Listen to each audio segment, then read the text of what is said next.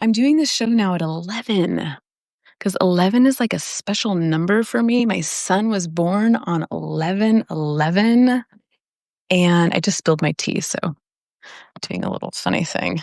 This is the reality. This is the reality. I show up in the moment of what my life is with a little bit of framing to settle down and focus, which I am doing. Will do. Am doing. Hmm. So yeah, 11/11 is my son's birthday. I'm switching the time of the show to 11 a.m. 12 felt like a little bit too much in the middle of the day, and so 11 a.m. it is, and we'll see how it goes. Either way, I'm intending to stay consistent because that is one of the things that I feel is important in life is consistency. Consistency to self. I like to use the word rhythm.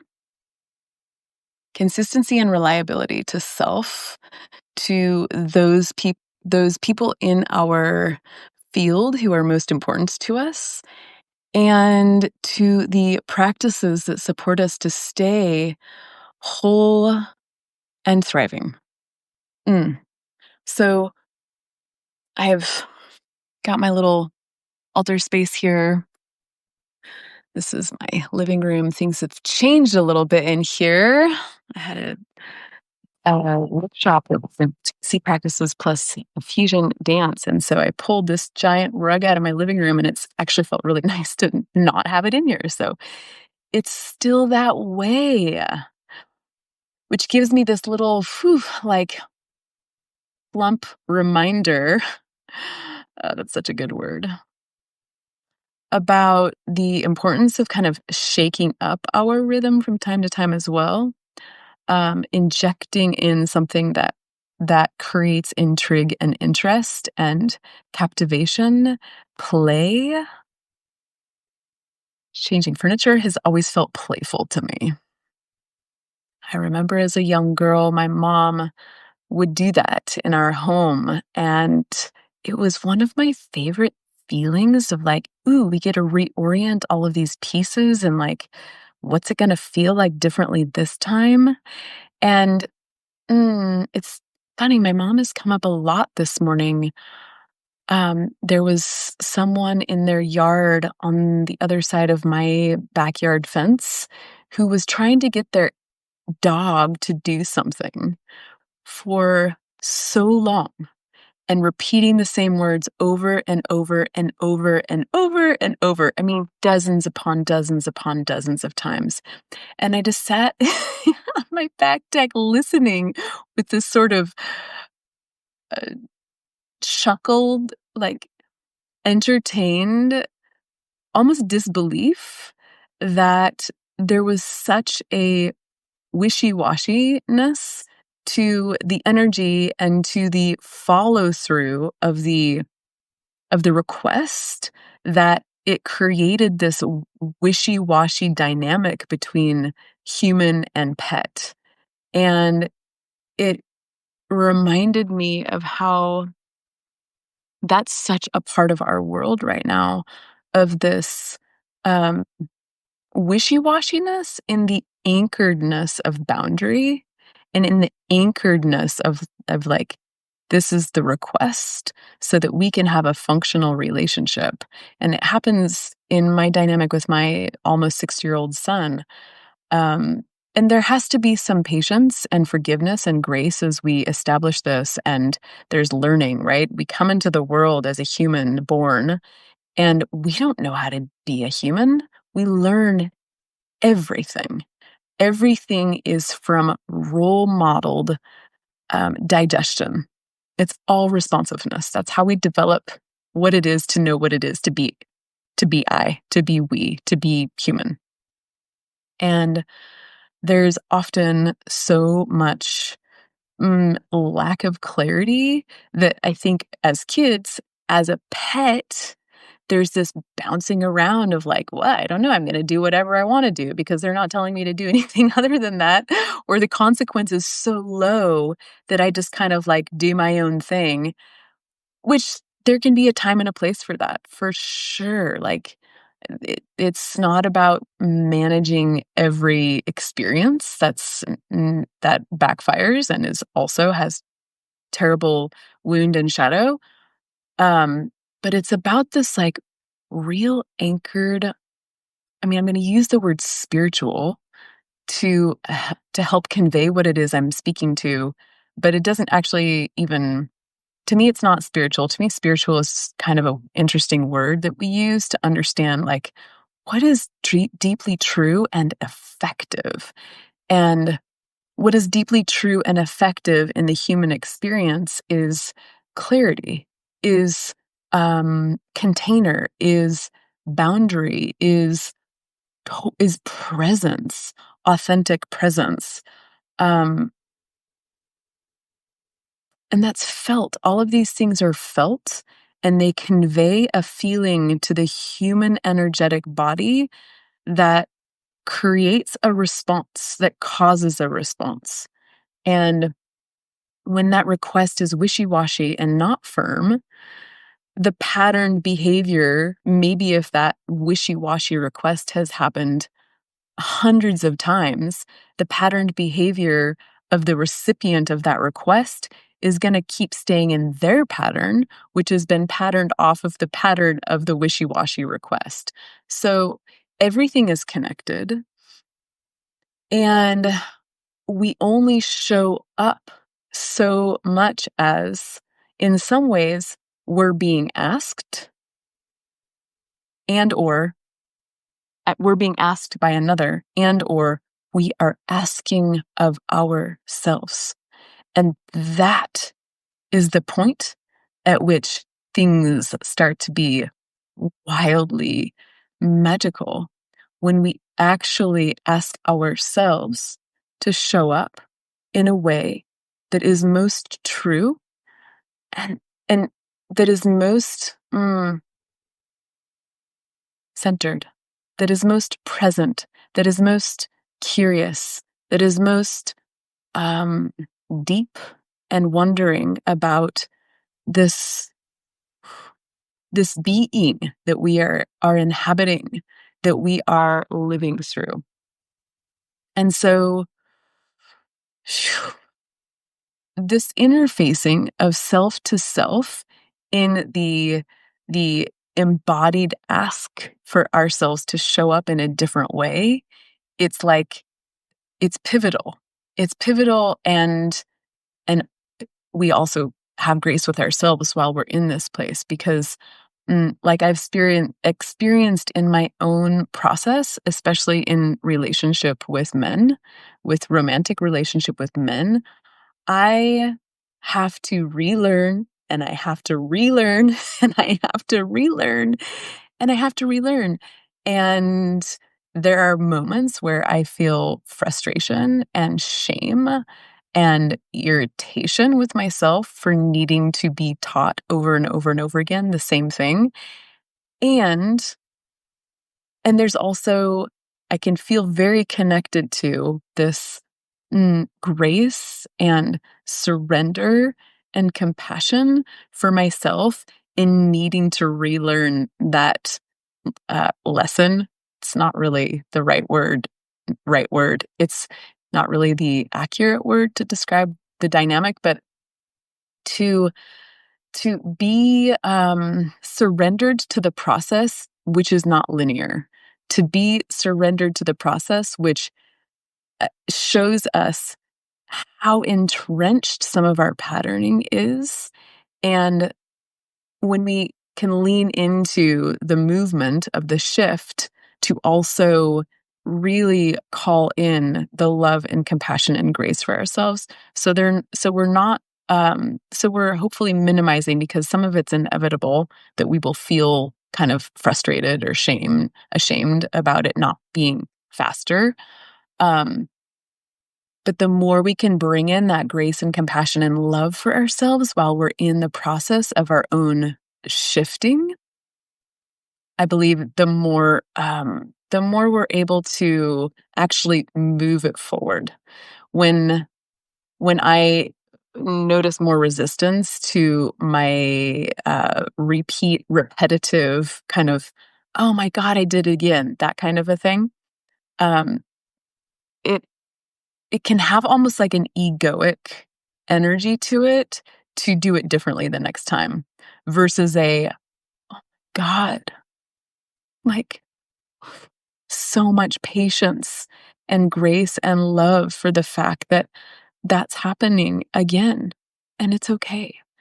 And the there is awareness of it, and as long as there's an awareness of it and that the desire and the will are also very conscious, then it's okay. Like, we will slowly emerge, and that's the beauty of process. Um, a very close girlfriend and I talk about this a lot, about how hard it is to shift our patterning, and this is the point that I'm just trying to make, and again, these conversations are also alive and in the moment, and I actually thought I was gonna be talking about something entirely differently, and again, like, having grace for what the unfolding is so, much of an important part of opening to being present with ourselves, being in this new energy that is different than the energy that we've been modeled and surrounded by, and that is just out there in the world. As soon as I go and put myself into many environments in my community, the energy that is the opposite, which is this must manage, manage, that's the word. It's like manage the nervous system, manage your checklist, manage the timing of when you're showing up for appointments. And again, like, I'm saying these things with spaciousness, right? Because yeah, it's important to show each other respect. And when we say we're going to be somewhere at a certain time, yeah, that's important. Is it okay if we're a couple of minutes late? I believe so. I believe having grace for a person and, a flustered morning or whatever it is, it's just human. And we all have realities that are real. And if all were known, all would be forgiven. And to keep that always in mind, and also to integrate, to draw in more of this other energy, which is not to manage, not to structure, not to put it in this linear space, because that's part of the systemic wounding that mm, we're all trying to negotiate with and recreate a new way. And the new way, I believe, is this softness and this grace and this non-linearity, circuitous, embracing and emerging. So, woo, I am in a deep portal with myself lately in creating a new pattern and how I hold myself in relationship. And I'm holding these two things very successfully, I think.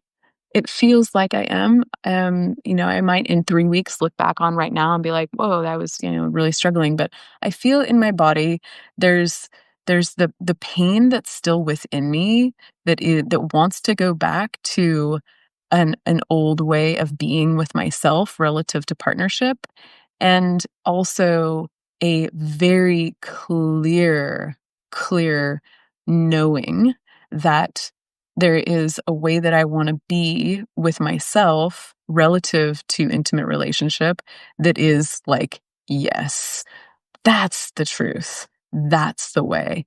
And I wanna speak to that I'm gonna say briefly, but it's hard. Anyone who's listened to these before, it's really hard for me to keep things brief, but I'll try and be um, as concise with my language as possible.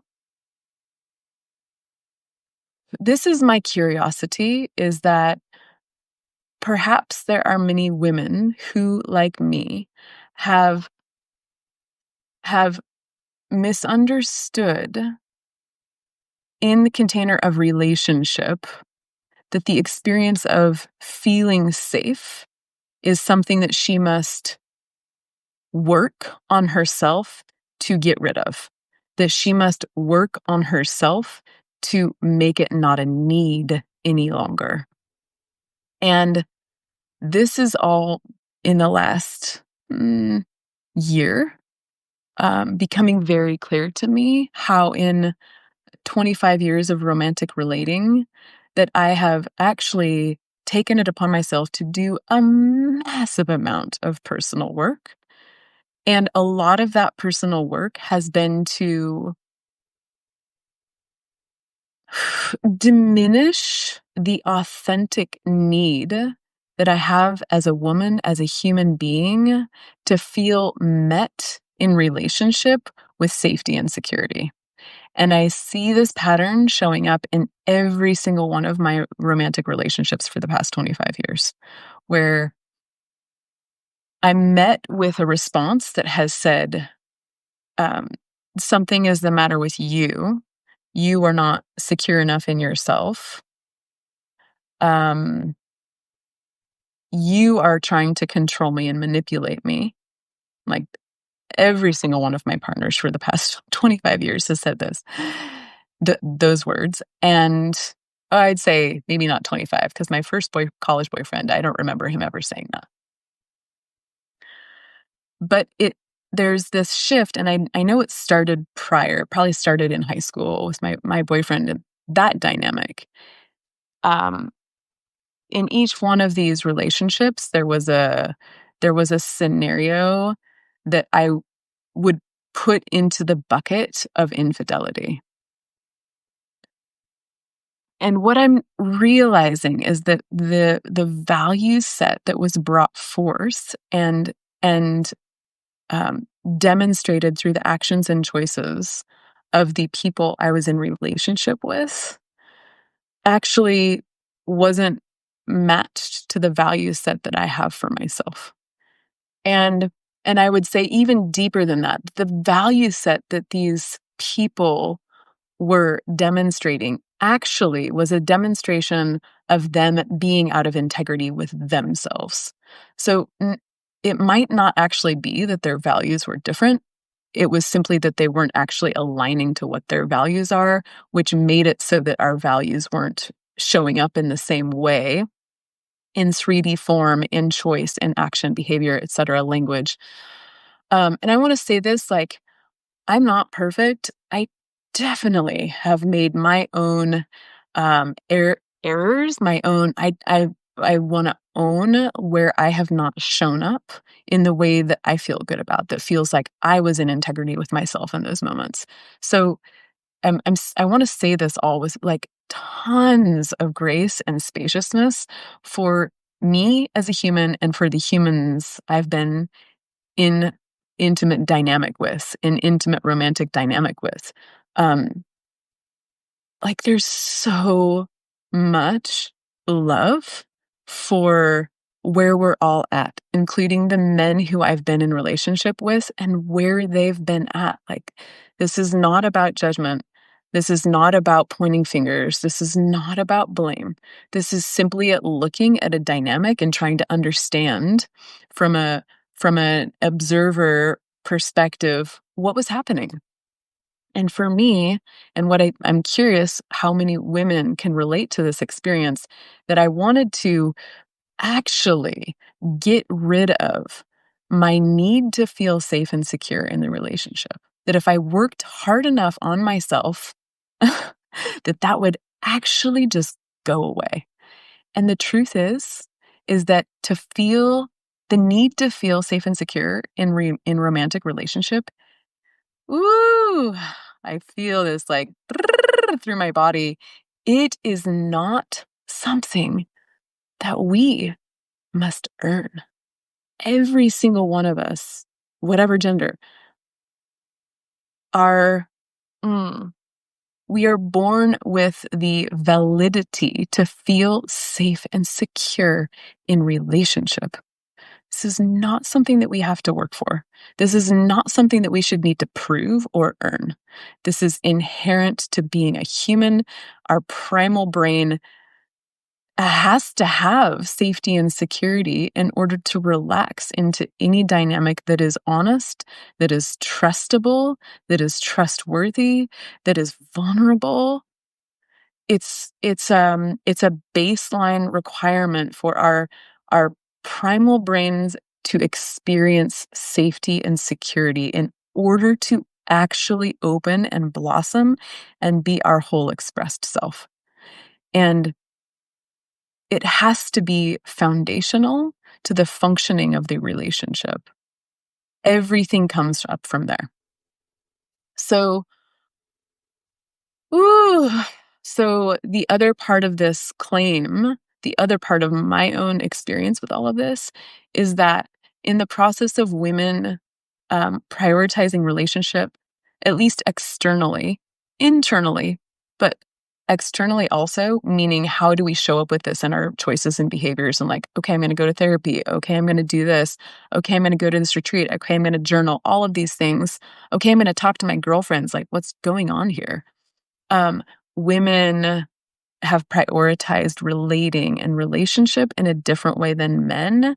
And again, I want to say like this is there's no blame here. This is simply the way that we are as energetic beings is different, and that's okay. Men, like, thank God they haven't, had that focus on relating. Like that has kept us alive. Like, woo, my whole body gets goosebumps right now. Like so much gratitude, right? Like, yes, thank you, thank you, thank you. Like, we want to live alongside of these men who are caring for us and protecting us and keeping us safe and fed and alive, literally alive. So there's so much appreciation and gratitude for men being in this different focused spirit, women relating, men aiming and moving toward and being assertive and going after a goal that is different than in what it is for women. And we're all in this moment in time, the zeitgeist of what's being asked, I believe, is not for us to have the same prioritization necessarily of relationship and relating, but to access a place of integrated self-awareness that I believe has been, um, I'm seeing this like really thick, like metal, like the element of metal, like barrier around, which is the product of modernization. It's the product of modern civilization. It's the product of industrialization. It's the product of modern religion. All of these things. It's the product of, God damn, it's so hard to pay for things. So everyone's working so hard. So like the natural organic functioning and structure of a family, of a household, of a village, of a community is so different now than what humans were brought into, where we, I believe, are meant to be in to thrive. So it's to create this self-awareness that has access to the self-awareness that understands how all of these pieces, familial, ancestral, societal, religious, have affected our ability to show up. Like, I could just cry so hard right now. Like, to show up for ourselves, first and foremost. Because how we show up for me, for this, is only going to go as far as I can show up for another. So if I'm showing up for myself superficially, tending to my masks, tending to the learned, habituated choices that help keep us safe. That's what I'm bringing. That's the energy, that's the presence that I'm bringing to any relationship, romantic or not, romantic or otherwise. So the zeitgeist, I believe, is this ask to deepen in to this, the layers of self-understanding, the layers that are unearthed and opened up and permitted to be brought forth because of curiosity, because of love, because of wonder, because of playful curiosity, playful inquiry. Who are we? Why do we make the choices that we make? Hmm. This is the invitation that I think we're all being asked to do more of and with more intention. Mhm. Wow, I was gonna talk about something entirely differently today, and that just came through, so that's what it is, that's what it was, that's what it will be. Uh, woo! There is my little expression because that became a very, sort of just alive in the moment expressed body of information. I'm feeling invigorated right now. Excuse me. I also felt a little digestive bubble. Thank you, body. You're awesome. I feel I feel hope, and the hope feels, it actually feels like it's down here in my belly. I feel hope down here. I feel grief. I feel a lot of grief for my personal situation, holding the truth that I must be in a different relational dynamic for me to be able to feel safe and to flourish. And like we all, the flourishing capacity of us all is, it's limitless. And I desire to feel that in the container of safe relationship, of safe devotional relationship. Like, oh, like that is like pelvic bowl. Yeah, that is fucking true. And I have a massive amount of love for a man who I'd love for that to happen with, and I cannot know in this moment. And so there's a grief to the unknown of the unfolding of life. And I'm grateful because the grief tells me that, God damn, like I get to feel this kind of depth of love. Like, God, yes. Like, what a gift. And I'm grateful for that. Whew. And the grief is also connected to this kind of pan world noticing how many of us, how many people, how many humans, how many of we are uh, cutting ourselves off from ourselves, which cuts ourselves off from each other, and we're all fucking starving for intentional conscious connection with other human beings. It is, it is an endemic, not endemic. It's a pandemic. It's a pandemic. The pain of disconnection, the pain of lacking social fabric is is heavy, and it's sad. And I see the symptoms of it around me, like, constantly, and it's heartbreaking because I want people to feel joy and thriving, like, we come into the world with this intrinsic capacity to feel deeply thriving and deeply alive through our life experiences, and many people are not feeling that, and that makes me sad.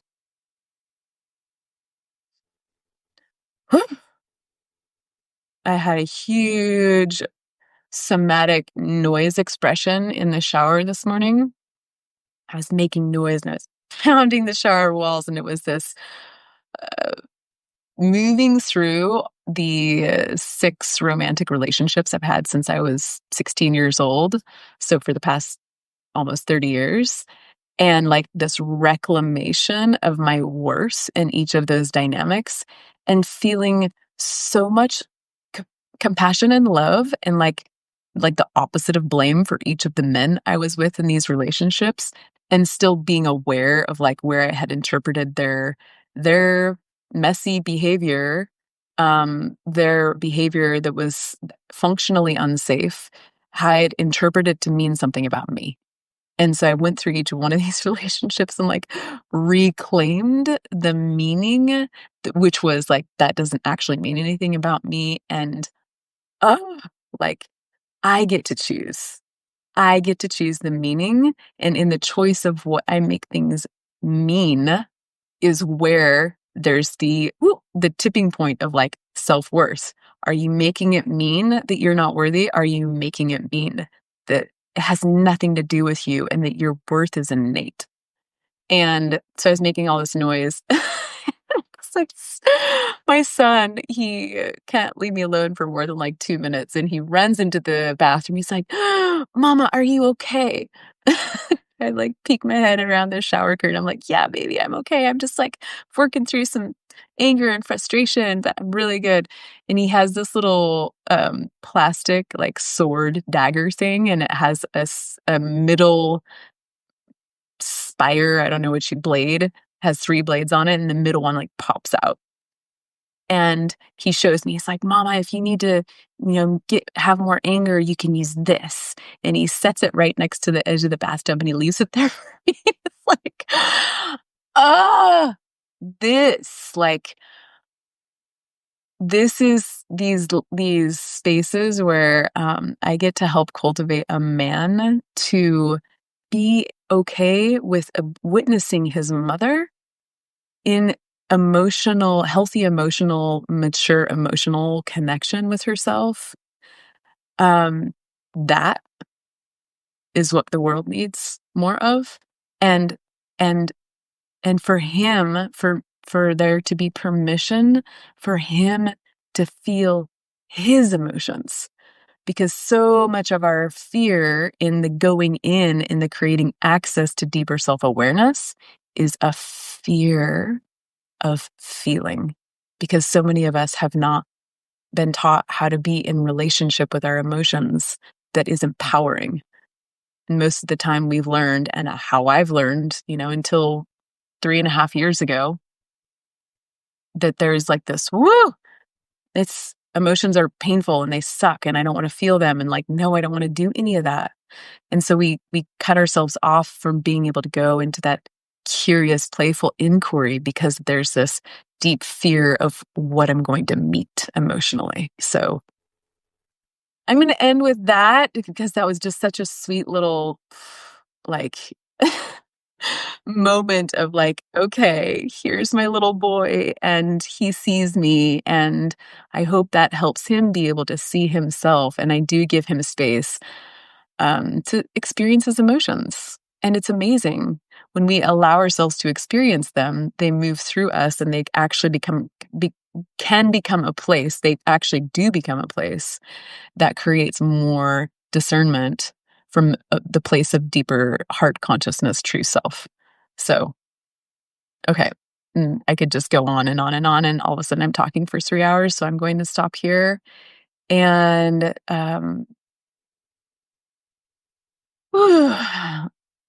leave with this, place of, grace and gratitude for whatever opening we can create with ourselves.